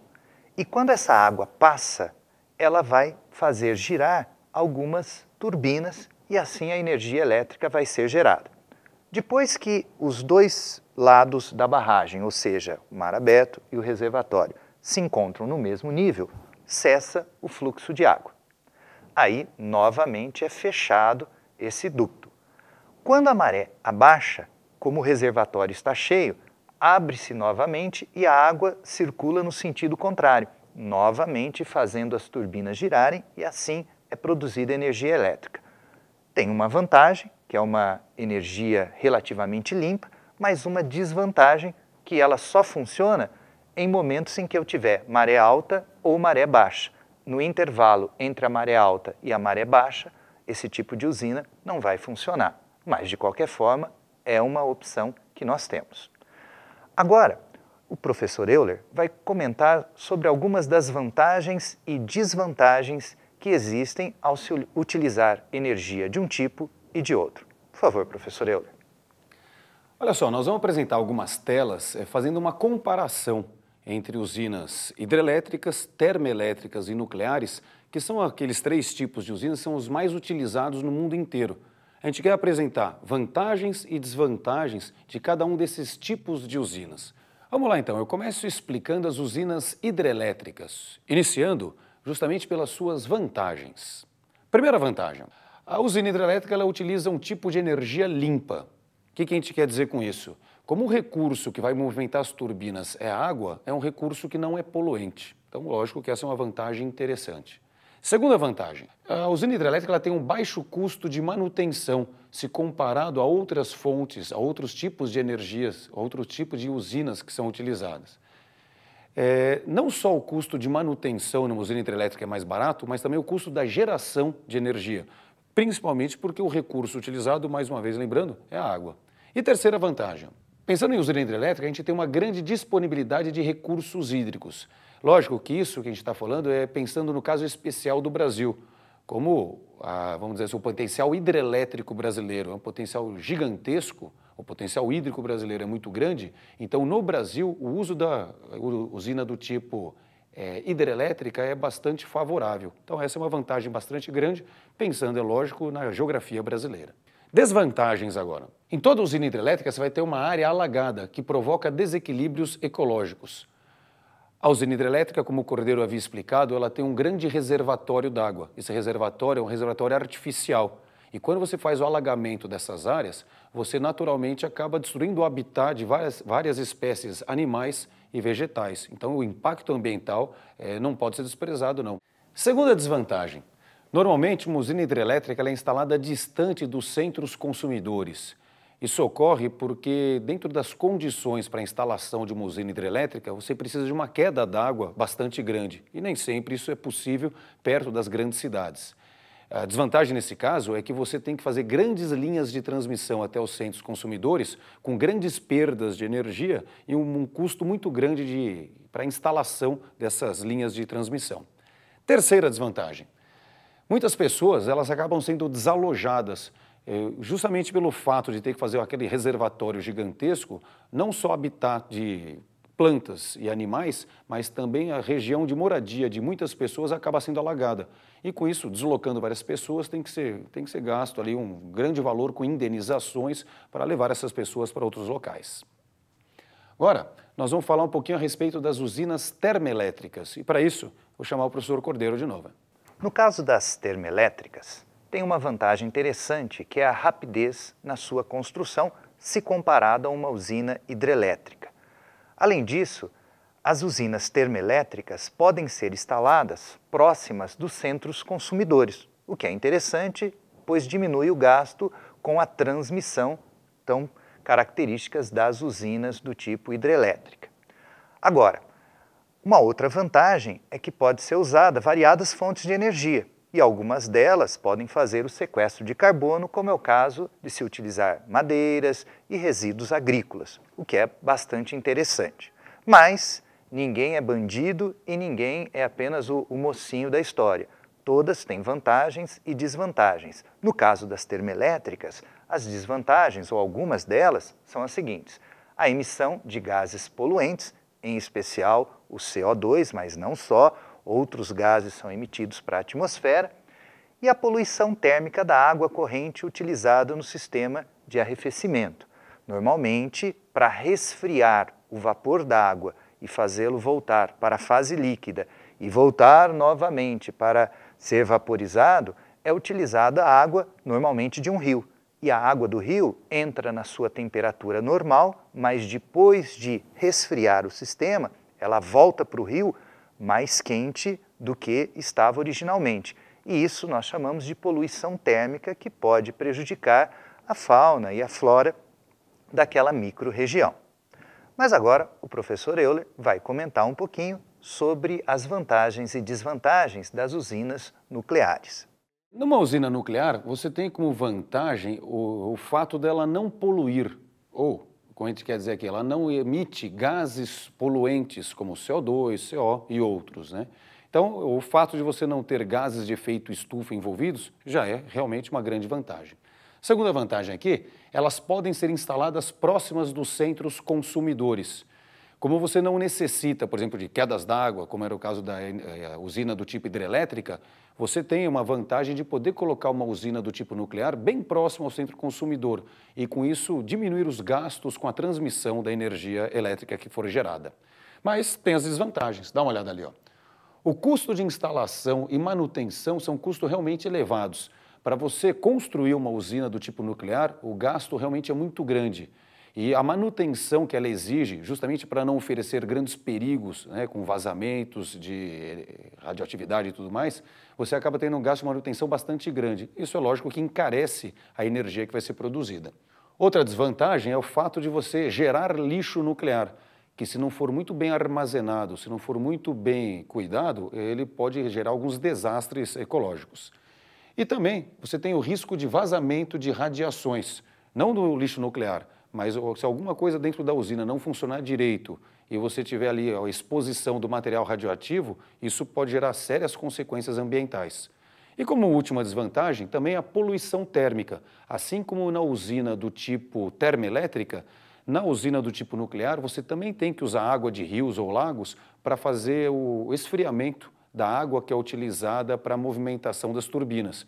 Com isso, essa água volta novamente para o rio numa temperatura maior do que estava antes.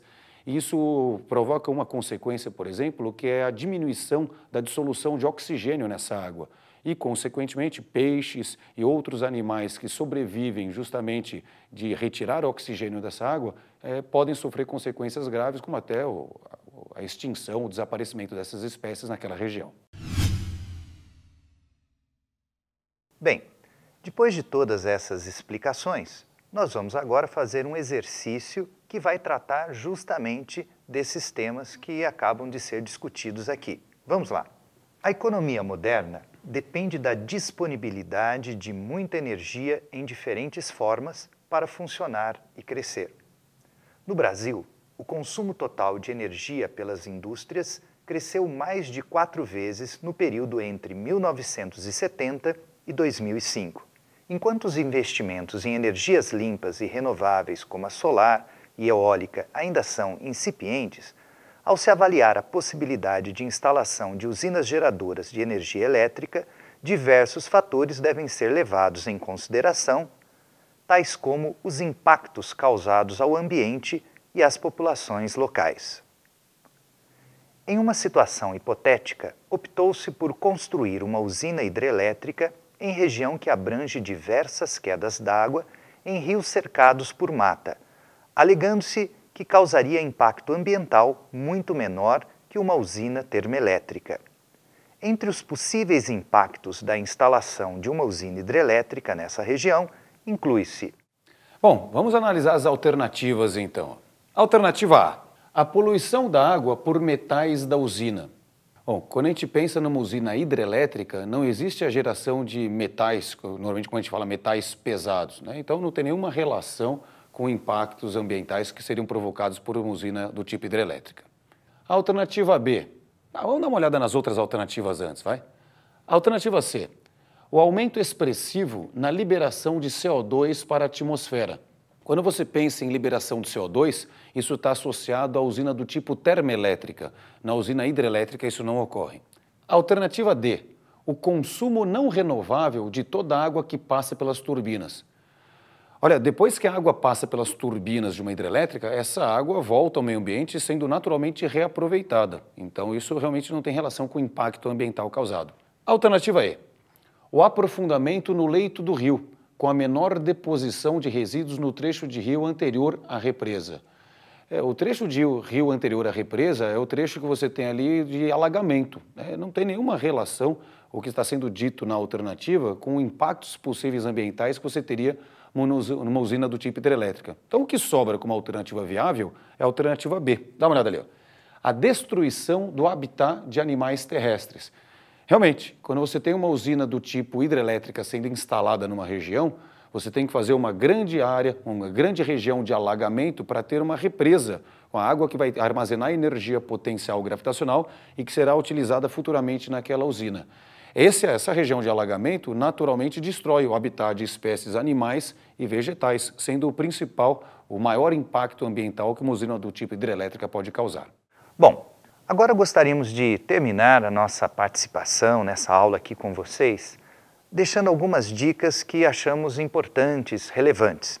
E uma delas é que a escolha dos temas dessa aula foram pautados nas matrizes de competências e habilidades do Enem. Por exemplo, a relação força e movimento é é uma das habilidades que eles destacam, que julgam ser importantes para vocês, alunos de ensino médio, mostrarem, né, essa competência, essa habilidade nas provas em que vocês estarão prestando. Além disso, a questão da usina ou das formas diferentes de usinas elétricas que foram discutidas aqui também é de extrema importância na prova do Enem. Só para que vocês tenham uma ideia, desde que o Enem foi criado, em todos os vestibulares, ou melhor, em todas as provas, exceto uma, usinas estavam presentes nas questões. Às vezes até várias questões tratando desse tema. O que significa, o que vale dizer, que é indispensável que você tenha um conhecimento básico geral sobre esse tema. No mais, o que nós podemos desejar para vocês é uma boa sorte nos vestibulares que vão prestar e também na prova do Enem, e desejamos de coração que você tenha todo o sucesso do mundo.